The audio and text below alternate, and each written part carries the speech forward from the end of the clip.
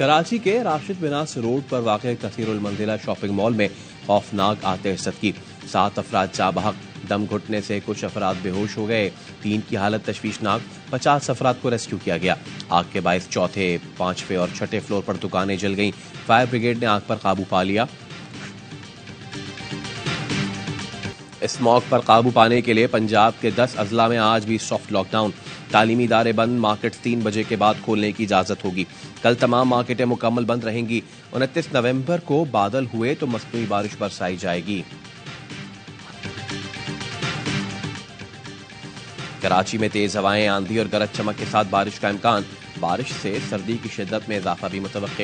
محکمہ موسمیات کے مطابق جنوب مغربی بلوچستان میں آج رات سے مغربی ہواؤں کا سلسلہ شروع ہونے کی توقع۔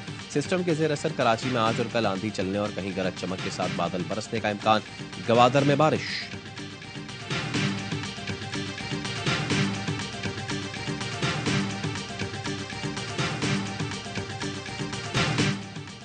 غزہ جنگ میں وقفے کا دوسرا روز، آج بھی حماس اور اسرائیلی فورسز میں قیدیوں کا تبادلہ ہوگا۔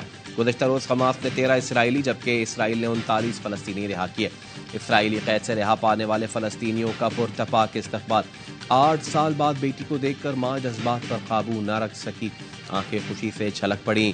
فلسطینی خواتین اور نوجوانوں نے سجدہ شکر ادا کیا۔ گھروں میں جشن کا سما۔ جمعے کو رفح کراسنگ کے ذریعے خوراک، پانی اور طبی سامان سمیت انسانی امداد کے 196 ٹرکس پہنچے۔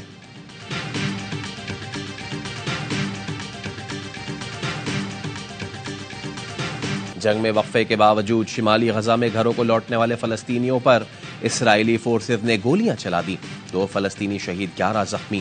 اسرائیل نے جنگ کے دوران نقل مکانی کرنے والے فلسطینیوں کی گھر واپسی پر پابندی لگا دی، طیاروں سے پرچیاں گرائیں کہ جنوبی غزہ واپس جانے والوں کو نشانہ بنایا جائے گا۔ معاہدے کے تحت اسرائیلی طیارے اور فوج غزہ میں نقل و حرکت نہیں کر سکتے۔ حماس کا کہنا ہے جارحیت جاری رہی تو دشمن کو اس سے زیادہ نقصان اٹھانا پڑے گا۔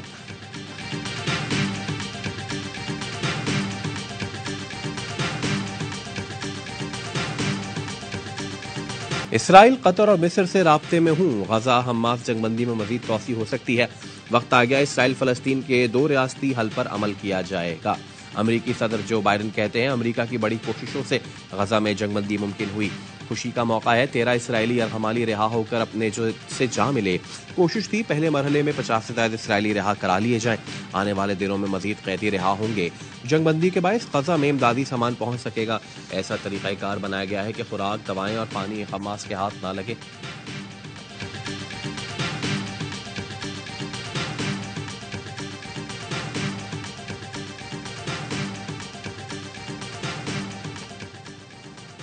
مسلم لیگ نون کے قائد نواز شریف آج سیالکوٹ کا دورہ کریں گے۔ شہباز شریف، مریم نواز، ساگدار بھی قائد نون لیگ کے ہمراہ ہوں گے۔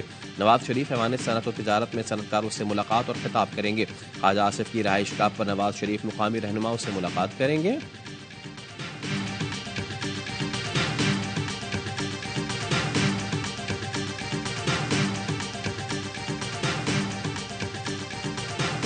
آج بھی لیول پلینگ فیلڈ نہیں ہے۔ اگر لیول پلینگ فیلڈ ہوتی تو نواز شریف کے لیے ریڈ کارپٹ بچھا کر معذرت کی جاتی جو 2017 میں کیا گیا۔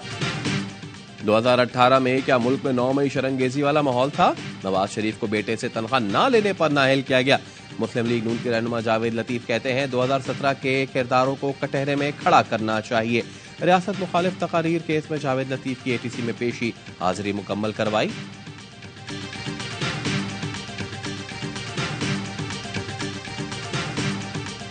اپریل سے لے کے 12 مئی تک میں کرگستان گیا ہوا تھا، 8 تاریخ کو آیا۔ لوگوں کا مسئلہ جو ہے بجلی کا بل ہے، آٹا ہے، گھر کا کرایہ ہے، اس لیے اتنے خوفناک ہیں۔ یہ 2 تائی اکثریت کرتے ہیں، مجھے تو شک ہے کہ یہ 172 ممبر کی اکثریت بھی ثابت کرنا بڑا مشکل ہو جائے۔ سربراہ عوامی مسلم لیگ شیخ رشید کی عبوری ضمانت میں 9 دسمبر تک توسیع۔ ATC راولپنڈی کی آئندہ تاریخ پر SHOs کو مقدمات کا ریکارڈ لانے کی ہدایت۔ شیخ رشید اور راشد شفیق پر راولپنڈی کے مختلف تھانوں میں 9 مئی کے 10 مقدمات درج ہیں۔ شیخ رشید کہتے ہیں الیکشن سے زیادہ معاشی اقتصادی مسائل ہیں، ان حالات میں 172 کی اکثریت مشکل ہے، لوگوں کے لیے بچوں کی فیس دینا بھی مشکل ہو گیا ہے۔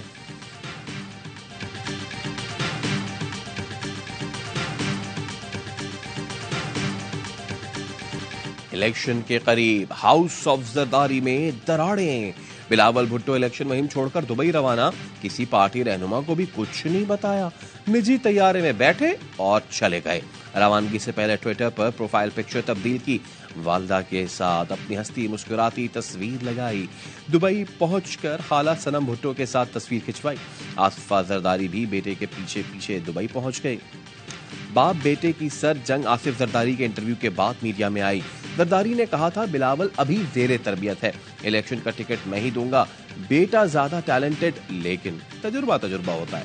اس سے پہلے بلاول بھٹو جلسوں میں بزرگ سیاستدانوں کو گھر بیٹھنے کا مشورہ دے رہے تھے۔ اور نگراں وزیر اعلیٰ پنجاب محسن نقوی کا رات گئے داتا دربار آئی اسپتال کا دورہ، ڈاکٹر اور گارڈز غائب، نرسیں سوتی ہوئی پائی گئیں۔ نگراں وزیر اعلیٰ کا اسپتال کی حالت اعزار پر برہمی کا اظہار، اسپتال کے ایم ایس کو عہدے سے ہٹا دیا، غیر حاضر ڈاکٹر کا کانٹریکٹ ختم کرنے کی ہدایت۔